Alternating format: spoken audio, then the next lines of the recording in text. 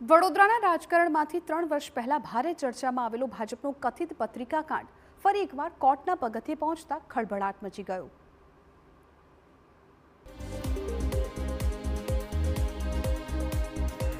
જૂન 2023માં તત્કાલીન મેયર નિલેશ રાઠોડ વિરુદ્ધ ગંભીર આક્ષેપો કરતી પત્રિકાઓ ફરતી કરવામાં આવી હતી।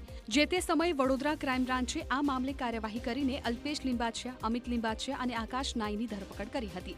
હવે પૂર્વ મેયરે આ ત્રણેય શખ્સો સામે વકીલ મારફતે માનહાનિનો મોટો દાવો માંડ્યો છે કે ભાઈ આ જે લડાઈ છે એ લડાઈ તો મારે લડવી પડશે ને, આક્ષેપ મારી પર થયા છે એટલે આ લડાઈ તો મારે લડવાની છે અને હું લડવાનું છું। માનહાનિનો દાવો કર્યા બાદ પૂર્વ મેયર નિલેશ રાઠોડે સ્પષ્ટતા કરી છે કે આ તેમનો વ્યક્તિગત વિષય છે અને તેને ભાજપ પાર્ટી સાથે કોઈ લેવા દેવા નથી।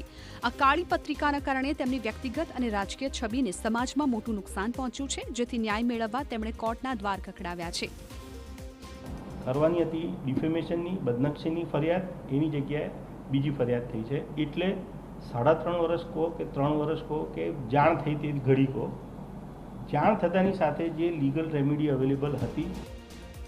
પત્રિકા કાંડ બાદ અલ્પેશ લિંબાચિયાને ભાજપમાંથી સસ્પેન્ડ કરાયા હતા, પરંતુ થોડા સમય બાદ ફરી તેમની ભાજપમાં વાપસી પણ થઈ હતી। ત્યારે ભાજપના જ બે નેતાઓ વચ્ચે શરૂ થયેલી આ કાનૂની લડાઈ આગામી દિવસોમાં શું વળાંક લે છે તે જોવું રહ્યું। તો ગુજરાત લાઈવમાં અત્યારે બસ આટલું જ, પરંતુ TV9 પર સુપર પ્રાઇમ ટાઈમમાં જોવાનું ના ચૂકશો। મેઘ મહેર કે તોફાની કહેર 7:56 કલાકે।